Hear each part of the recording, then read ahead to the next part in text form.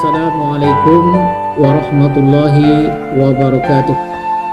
Saudaraku kaum muslimin dan muslimat dimanapun berada, alhamdulillah dan segala puji bagi Allah. Allah pertemukan lagi kita pada pertemuan yang keempat. Pada pertemuan ini kita juga tidak pernah menjadwalkan diri kita, tetapi Allah telah menjadwalkan pertemuan kita. Maka hendaklah kita bersyukur. Insya Allah semuanya ada kebaikan dari Allah Subhanahu Wa Taala. Pada kesempatan ini kita akan mendengarkan kisah sahabat, yaitu Sayyidina Ammar bin Jamuh radhiyallahu anhu mendambakan kematian syahid. Sama-sama kita simak kisah beliau ini. Sayyidina Ammar bin Jamuh radhiyallahu anhu adalah seorang sahabat yang pincang. Ia memiliki 4 orang anak laki-laki. Mereka sering berkhidmat kepada baginda Nabi Sallallahu Alaihi Wasallam dan selalu menyertai berbagai peperangan. Pada perang Uhud, Sayyidina Ammar bin Jamuh radhiyallahu anhu sangat bersemangat untuk menyertainya. Namun, orang-orang berkata, "Wahai Ammar, engkau kan uzur karena kakimu pincang, engkau akan sulit untuk berjalan." Lalu ia berkata, "Betapa buruknya jika anak-anakku pergi ke surga, tetapi aku tertinggal di sini." Kemudian istrinya juga selalu mendorongnya dengan sindiran, "Aku lihat suamiku pulang karena melarikan diri dari perang." Mendengar ucapan istrinya itu, Sayyidina Ammar bin Jamuh radhiyallahu anhu mengambil senjatanya. Kemudian imannya langsung naik memuncak. Kemudian ia menghadap ke arah kiblat, mengarah kiblat, lalu ia berdoa, "Allahumma la taruddani ila ahli." Ya Allah, janganlah engkau kembalikan aku kepada keluargaku. Kemudian Sayyidina Ammar bin Jamuh radhiyallahu anhu menghadap baginda Nabi sallallahu alaihi wasallam dan berkata, "Sesungguhnya aku sangat mendambakan kematian syahid ya Rasulullah, tetapi kaumku selalu mencegahku untuk mengikuti peperangan ini. Ya Rasulullah, aku tidak dapat menahan keinginanku ini, maka izinkanlah aku untuk menyertai peperangan ini ya Nabi. Aku berharap dengan kakiku yang pincang ini dapat berjalan di surga Allah Subhanahu Wa Taala."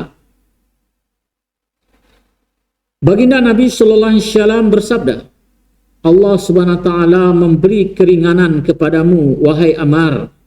Kamu tidak pergi pun tidak mengapa. Namun karena keinginanmu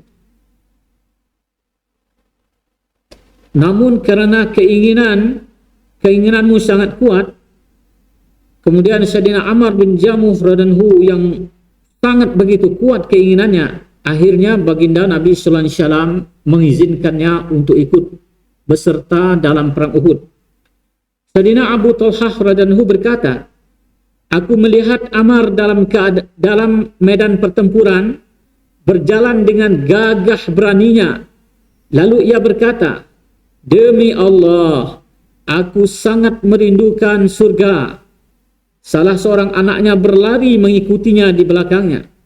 Kemudian mereka bertempur mati-matian sehingga keduanya mati syahid. Istrinya datang ke medan perang dengan seekor unta untuk membawa mayat suaminya dan mayat anaknya untuk dimakamkan di Madinah. Saat hendak kembali ke Madinah, unta itu hanya duduk diam saja. Dengan susah payah ia membangunkan unta itu dengan memukulnya dan berusaha membawanya ke Madinah. Unta itu tetap diam, memandang ke arah Uhud.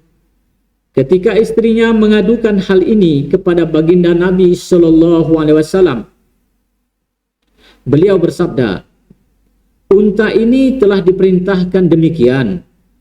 Apakah ketika berangkat ke medan perang, apakah Ammar telah memanjatkan suatu doa?" Lalu istrinya menjawab, "Benar ya Rasulullah." Ammar berdoa sambil menghadap kiblat, "Ya Allah, jangan kembalikan aku kepada keluargaku." Baginda Nabi sallallahu alaihi wasallam bersabda, "Karena doa Ammar itulah unta ini tidak mau pulang ke Madinah." Dari kitab Qurratul Uyun. Faedah, inilah yang disebut dengan kerinduan.